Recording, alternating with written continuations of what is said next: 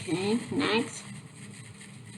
We're going to look at this one, electromechanical system. It's a motor, is an electromechanical component that yields a displacement output for a voltage input that is a mechanical output generated by an electrical input. So basically, it's from this electrical input that will generate a mechanical output. So this is an example of the direct current motor.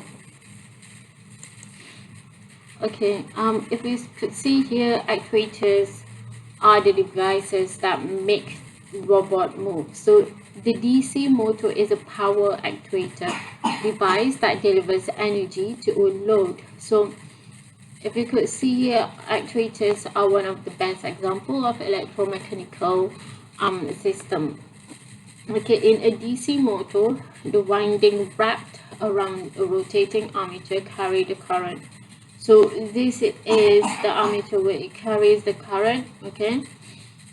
And this is the magnetic field. Basically, if you could see here, the armature, the rotating coil, the armature is the rotating coil of an electric motor. Okay, then we're going to look at the how to derive the transfer function for this armature controlled DC servometer. So usually you would find in most of the UAVs they need servos, okay, servo. So we're going to have a look how to derive that transfer function, okay, GS this GS. So a magnetic field is developed by stationary permanent magnets or a stationary electromagnet called the fixed field. So this one, it's a generated electromagnet, which is called fixed field, or you can also use stationary permanent magnets that we see before. So a rotating circuit called the armature, through which current, you could see here, this is the armature circuit, and you could see IA is the current that flows through the circuit, okay? So it passes through the magnetic field at right angles and fields of force F. So it is defined by F, B times L times I, which is the current. L is the length, okay? So B is the magnetic field strength and L is the length of the conductor, okay? So the resulting torque turns the rotating member of the motor. So that's what we wanted, okay? From the electrical component or elements here, it will turn this rotor. So this rotor will connect it to the load that we are interested in to get that mechanical output, okay? So if you could see here, there's a voltage source which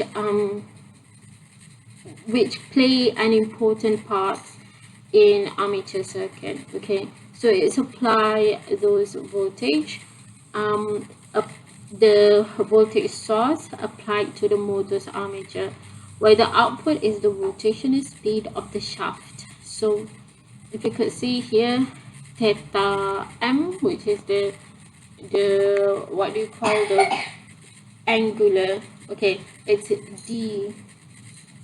d theta m means that it's the omega m, which is the angular velocity that we are interested, okay? Since the current carrying armature is rotating in a magnetic field, its voltage is proportional to the speed, that is the back electromotive force, or you can call it back EMF. So the VB here, okay, equals to the constant and the omega, the angular velocity, which is here, okay, the VB here. So taking the Laplace transform of this, we will get VB equals to KBS and theta M. So KB is back EMF constant. This is the constant, okay? Alright, and then apart from that, we could see here the relationship between the armature current, okay? So the applied armature voltage EA, which is here, and the back EMF here, is found by writing a loop equation around the Laplace transform armature circuit. So remember that we have done the electrical networks before, and you could see, for example, for the loop started from here, okay? You could see there's RA times with the current, and then there's LAS times with the current, and then you have that BB, okay? And then the input is EA. So you could see here RI LSI plus BB equals to E, okay? And then from here to here, it's just a matter of factorize the equation, okay? VB, why I highlighted this one in yellow color, because I'm referring to the previous slide, which is this one, okay? We're going to plug in this general equation here, okay? So the torque developed here, okay, you could see there's Tm, which is the torque developed by the motor, is proportional to the armature current, okay? So it's Tm equals to Kt, which is the constant, times I, okay? So we want to define the torque here. It is equals to the constant times the current, okay? And so this I, okay, you can substitute in here. So this is the general equation of the electrical networks of armature circuit, okay? So we're just looking at the electrical elements, okay, for this servo motor, if you could see here. So this is the equation that we get after we substitute, okay? After we substitute these, okay, the highlighted one, okay, we will get this equation, okay? So what we have here, we have that Tm, which is the torque, and we have this angular displacement.